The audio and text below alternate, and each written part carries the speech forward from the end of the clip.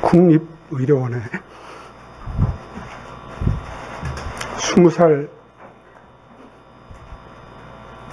딸을 두신 분이 우리 딸은 살아날 거다 그렇게 믿고 있다 그렇게 말씀을 하셨는데 오늘 아침에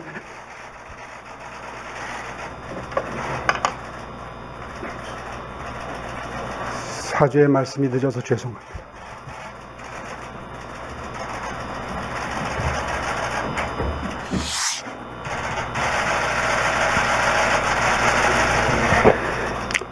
서울특별시장 오세훈입니다. 지난 10월 29일 이태원에서 발생한 사고의 희생자분들의 명복을 빕니다. 유가족분들에게는 깊은 위로의 말씀을 드리고 현재 치료를 받고 계신 부상자분들도 조속히 쾌차하시기를 간절히 기원합니다. 먼저 시민의 생명과 안전을 책임지는 서울특별시장으로서 이번 사고에 대해 무한한 책임을 느끼며 깊은 사과의 말씀을 드립니다. 서울시에서는 모든 장례 절차가 마무리되고 유가족과 부상자 그리고 이번 사고로 슬픔을 느끼고 계신 모든 시민분들이 일상을 회복할 수 있을 때까지 모든 행정력을 투입해서 최선을 다하겠습니다. 현재 장례를 치르고 계신 유가족들께 전담 공무원을 배치해서 도와드리고 있고 이번 사고로 마음에 큰 상처를 입으신 분들을 위한 전문가 심리치료도 지원하고 있습니다. 어려움을 겪고 계신 유족분들은 지속적으로 지원하도록 하겠습니다. 많은 사람들이 밀집하는 장소나 행사에 대해서도 안전사고 위험이 없도록 지금부터 촘촘히 챙기고 정부와 함께 관련 제도를 완비할 수 있도록 최선의 노력을 다해 나가겠습니다. 이와 같은 참담한 사고가 다시는 발생하지 않도록 대책을 마련하겠습니다. 위기의 순간에 응급구호에 동참해 주신 시민 여러분, 사고 현장의 구급대원들, 부상자 치료에 힘써 주시고 계시는 의료진들, 그리고 유가족을 지원 중인 관계 공무원분들의 헌신적인 노고에 감사드립니다. 다시 한번 시민 여러분께 죄송하다는 말씀을 드립니다.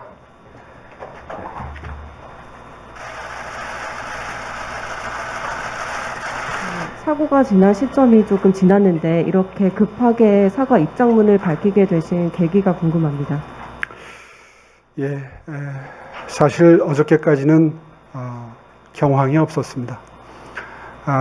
기억하시다시피 귀국 첫날 귀국하고 현장을 방문하고 또 병원을 방문하고 그리고 아시다시피 회의가 연이어 있었습니다. 또 어제도 여러 번의 회의가 있었고 또 치료받고 계신 분들 찾아 뵙느라고 정말 경황이 없었습니다. 늘 마음속에는 언제쯤 사죄의 말씀을 드려야 되나 하는 고민이 있었는데요. 오늘 아침에 결심이 섰습니다. 아침에 어저께 찾아뵀던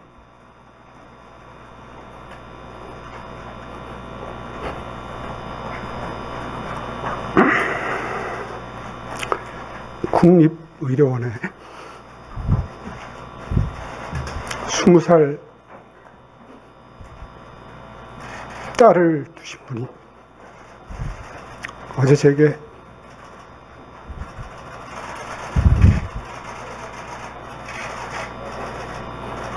어제 위로의 말씀을 전하자 우리 딸은 살아날 거다 그렇게 믿고 있다 그렇게 말씀을 하셨는데 오늘 아침에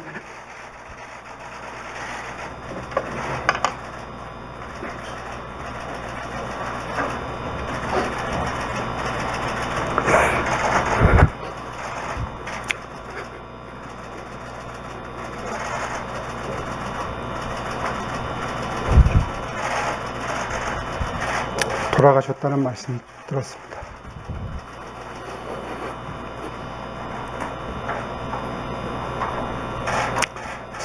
사죄의 말씀이 늦어서 죄송합니다.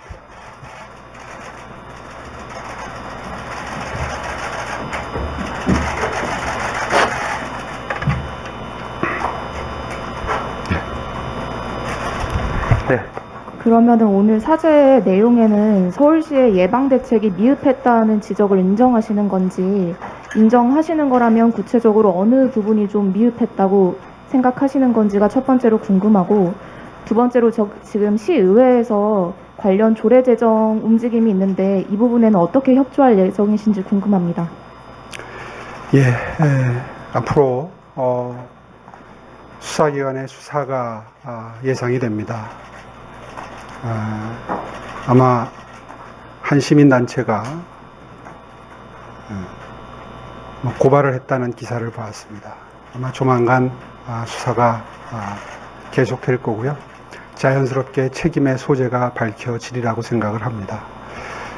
그 수사 결과가 나올 때까지 그 부분에 대해서 언급하는 것은 아직은 순서가 아니라고 생각을 합니다.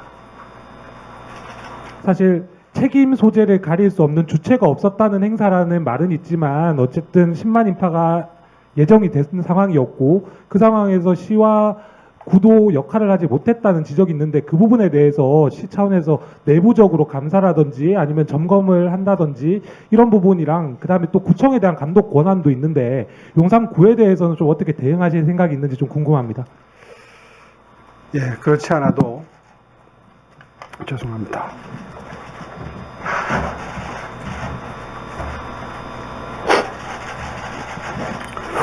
그렇지 않아도 그 부분에 대해서 논의가 있었습니다. 그래서 감사 파트 쪽에 알아보니까 자치사무의 경우에는 저희가 감사하기가 어렵다 하는 의견이 있었습니다. 아직까지 그 부분에 대해서 정확한 최종적인 판단을 내릴 수가 없습니다. 추후에 좀 더 법률적인 검토를 거쳐서 자치구에 대해서 감사를 할 수 있는지 결정하도록 하겠습니다. 자체적으로 우리 부서에서 책임을 다한 바가 있는지 없는지는 자체적으로도 조사를 하겠지만 아마도 결국 수사로 결론이 나게 될 것 같습니다. 그때까지는 좀 시간적인 여유를 가지고 지켜봐 주십시오. 최근에 이제 이전 정부의 청와대 위기관리센터가 정부 용산 이전으로 해서 이제 그런 시스템이 무력화됐다는 지적도 있고 사고 발생부터 대응과 처리 과정 이르기까지가 좀 유기적이지 못했다 이런 것이 대표적으로 지난 폭우 대비와 관련된 지역도 있었고요.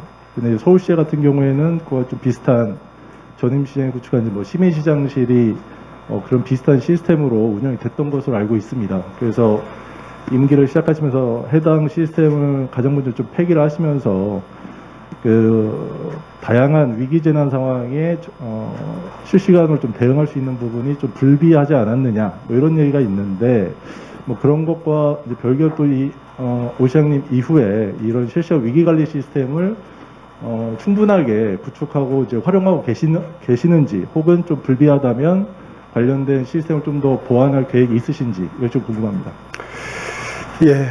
이런 대형 참사가 벌어졌기 때문에 그렇지 않아도 안전총괄실의 존재 이유 그리고 그 구성 그리고 각자의 역할 분담에 대해서 지금 들여다보고 있습니다.